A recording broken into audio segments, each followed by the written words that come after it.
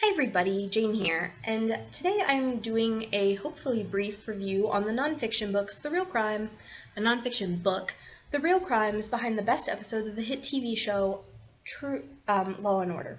So it's true stories of Law and Order. So what this book is it basically looks at episodes of Law and Order, and if you've watched Law and Order, you know sometimes it's like, while everything is fictional, this is kind of based on a true story.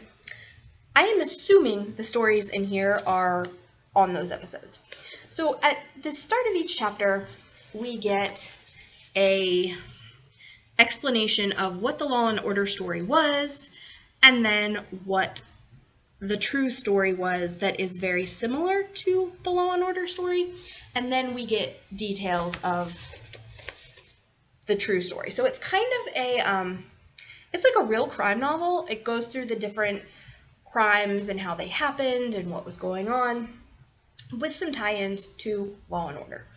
So stories that were in some way depicted in Law and Order. And sometimes they'll reference like, okay, they did this in the Law and Order series, but in reality, this is what happened.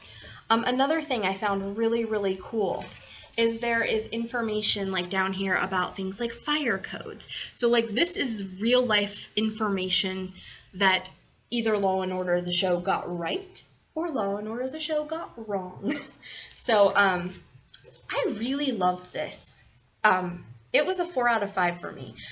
Nonfiction, I struggle with because I love nonfiction, but some of it can read so dry. And this was not dry. This was engaging. I loved it. It was entertaining. It was fun to read.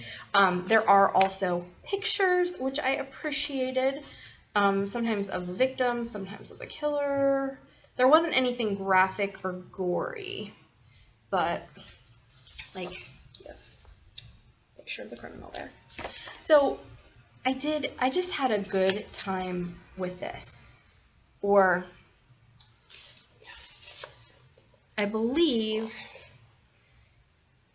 that's a father and son, and the son was sentenced to death and was executed, but if I'm remembering this story and thinking of the right one, he was not, like, DNA evidence exonerated him, though he was dead by then. Didn't care so much after that, I'm sure. But I'm sure the dad did. Anyway, the point is, this was great. It is kind of an older book, and there is another one in the series, but that I haven't been able to find for Law and Order Special Victims Unit, SVU.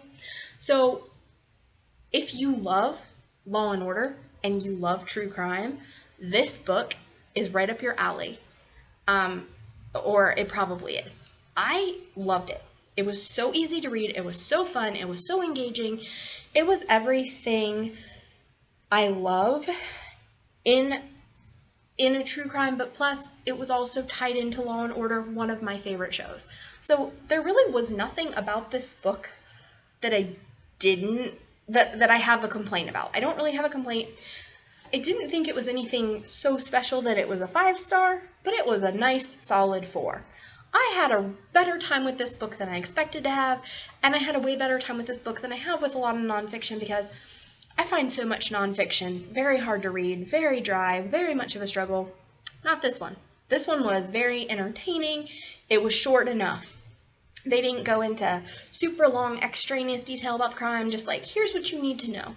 Not to the point where I felt like I wasn't getting enough information. It felt perfect, just enough. Perfect amounts there. So I loved it. If you love Law and Order and true crime, you probably will love it too. All right, guys, my social media is below. Subscribe for more content. Feel free to leave a like. And this is Jane. I'll see you next time. Bye.